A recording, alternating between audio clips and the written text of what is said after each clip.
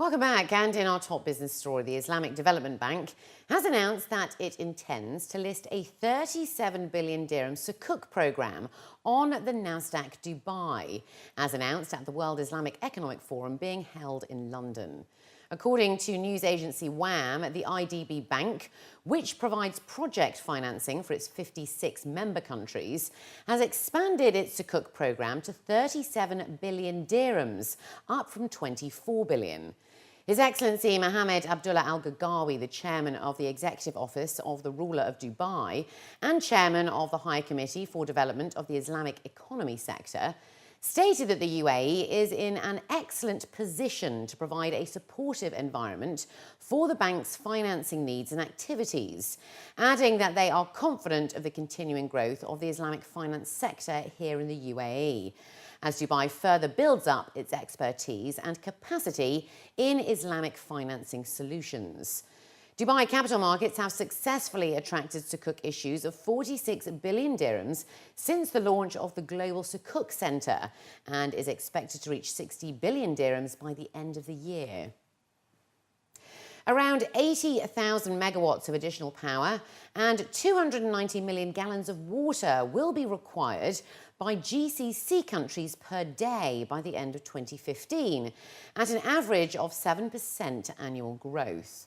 The figures are estimates by regional utilities companies, with experts stating that the main challenge is obtaining finance for projects.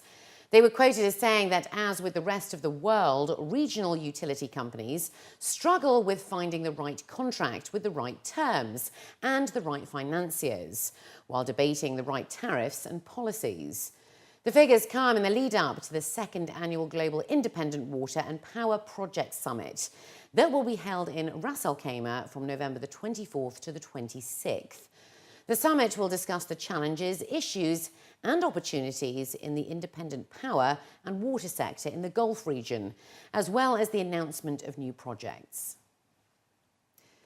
As the vast majority of businesses in the Middle East and South Asia are family-run, industry experts have stated that succession planning and governance remain the key challenges for corporations that can affect expansion.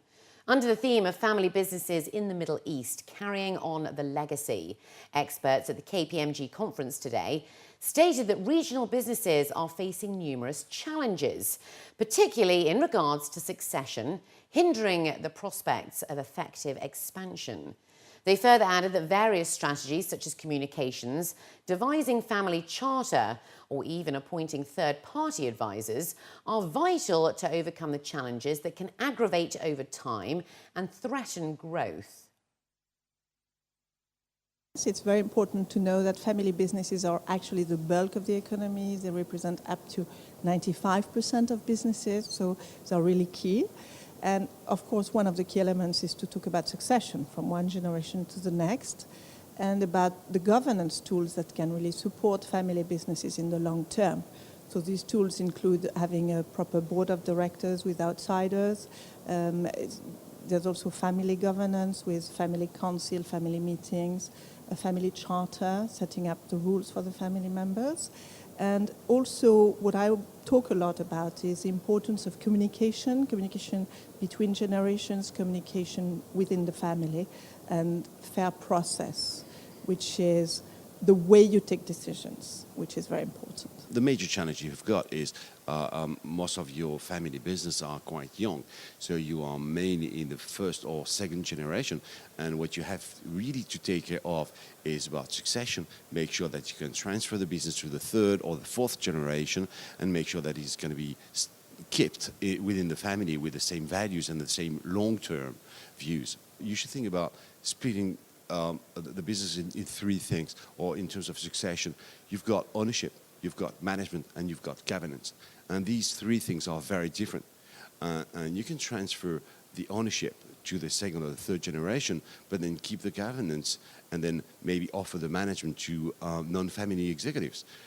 So whatever the combination you have, those three things are important: ownership, management, and